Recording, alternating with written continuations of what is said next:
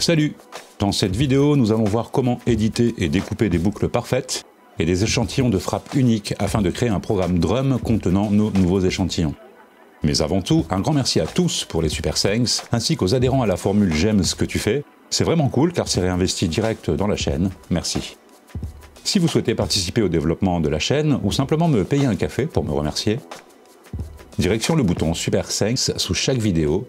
J'avoue, franchement, ça motive. Pour ce tuto, nous allons imaginer deux scénarios. Dans le premier, on va découper une boucle de batterie parfaite, et dans le second, nous allons voir comment découper des frappes uniques à partir d'un autre échantillon. Commençons par charger les deux fichiers audio via le navigateur.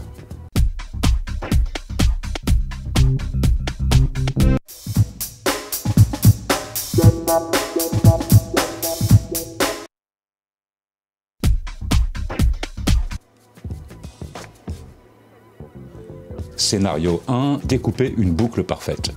On se rend en Sample Edit.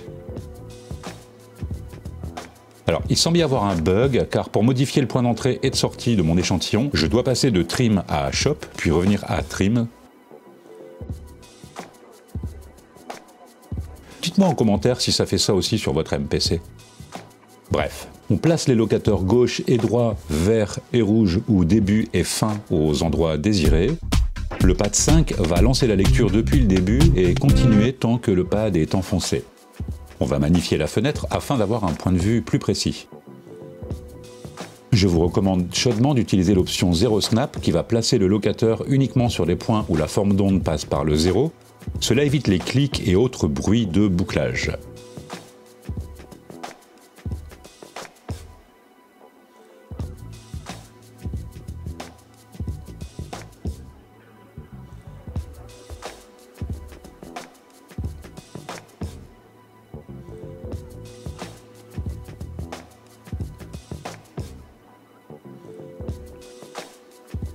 Le pad 3 va lire le fichier un peu avant le marqueur de fin pour vérifier cette découpe. Le pad 16 lit le segment en boucle.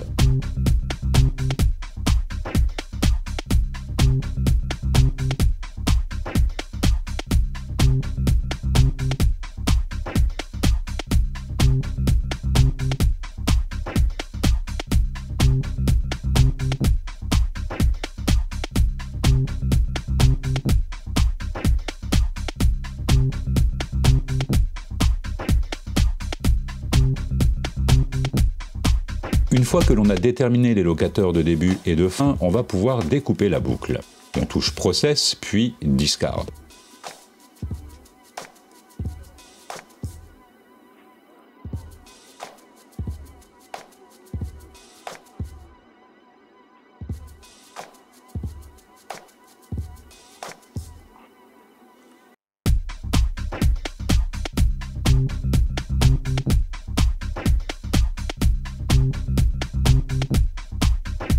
On va encore découper cette boucle en deux afin d'obtenir une boucle avec les percussions et l'autre avec percus et basse.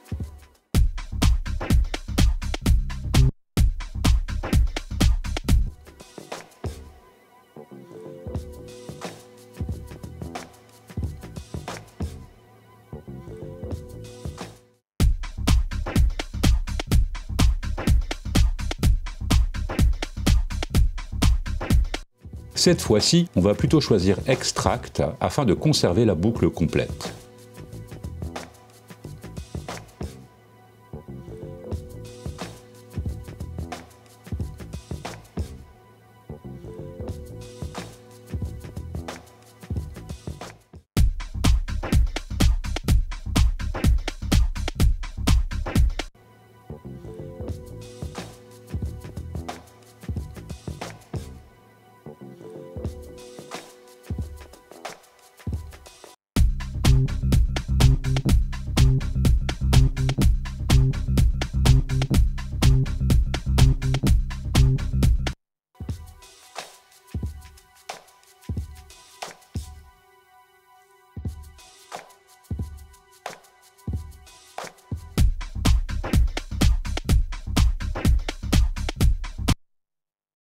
Voilà, maintenant on va calculer le tempo afin d'aligner celui du projet avec l'échantillon ou l'inverse. Dans la fenêtre Sample Edit, on voit une petite flèche à droite. Si on la touche, on ouvre l'onglet de détection. Avec Detect, la machine va calculer le tempo de la boucle. Donc Detect, puis de nouveau Detect. Effectivement, le MPC nous indique un tempo de 124,63. On peut conformer le BPM du projet à celui de la boucle. Si ce n'est pas déjà fait, on va placer notre boucle dans un programme de drum.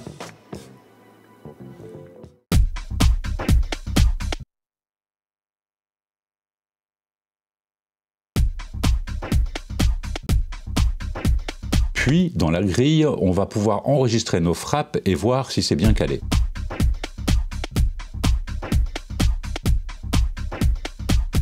Voilà, on entend effectivement que ça tourne comme il se doit. On a même conservé le groove original.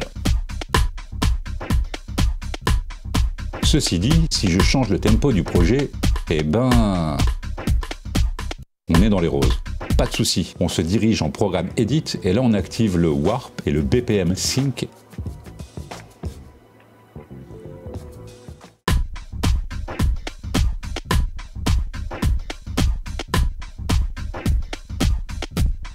Et voilà. Bien sûr, le time stretch a ses limites et si l'on s'écarte trop du tempo original, on se retrouve avec des artefacts ou comme ici, avec en bonus les attaques largement mangées. Il y a un autre algorithme de stretching dans les préférences. Écoutons la différence entre les deux et à vous de faire le choix en fonction de vos besoins.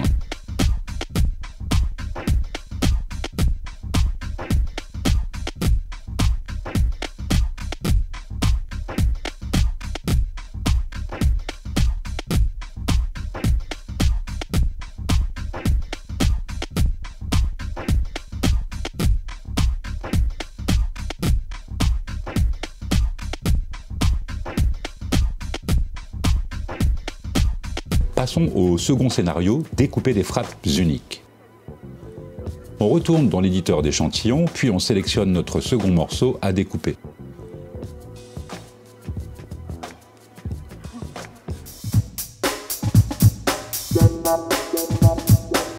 Comme tout à l'heure, on place nos locateurs de début et de fin.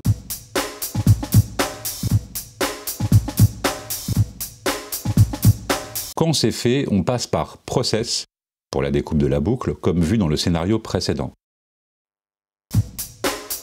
On a donc notre boucle que l'on peut conserver en l'état, et nous pouvons aussi en extraire des frappes uniques afin de nous constituer un kit de batterie.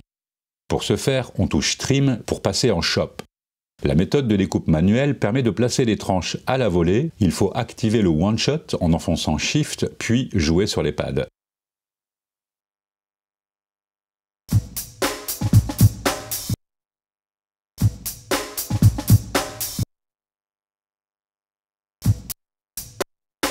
C'est pas très précis et pour cet exercice, c'est pas la méthode la plus appropriée, même si l'on pourrait ajuster les slices à la main.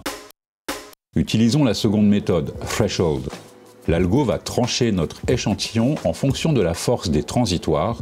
Plus on baisse le seuil, Threshold, plus le fichier sera découpé. Avec cette méthode, on a beaucoup moins d'édition à faire, donc c'est quand même plus rapide. On remarque que dès que l'on intervient sur une tranche, on repasse en mode manuel automatiquement. Région découpe l'échantillon en X par égal, essayons avec 8.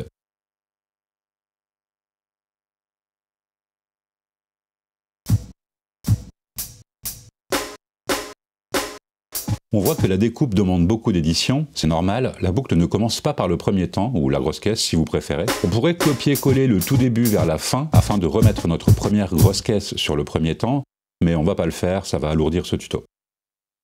La dernière méthode est un peu similaire, on choisit le nombre de temps, bits. Ici, c'est une mesure à 4 temps, et on choisit la division appropriée, ici, 1/8 de mesure.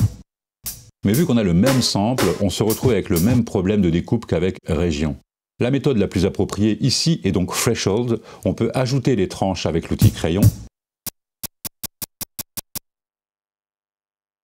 Maintenant, on est prêt à découper nos frappes uniques et les placer dans une piste drum. On enfonce Shift, puis on touche Convert. On va choisir Create New Samples en cochant Create New Track, puis Do It. Notre MPC a créé une nouvelle piste drum avec nos échantillons bien découpés, c'est parfait. Voilà les amis, on a fait le tour pour ce petit tuto rapide. Amusez-vous à échantillonner et découper, c'est un processus qui ouvre à la créativité. Avant de terminer, je remercie Music Browse, le site d'un excellent musicien qui propose de la musique à utiliser dans nos productions en fonction du type de licence. Les 2 fichiers utilisés dans ce tuto viennent de sa bibliothèque. Merci à lui donc pour ses sons, comme d'hab. J'espère que vous avez passé un bon moment et que vous avez appris 2-3 trucs. À bientôt.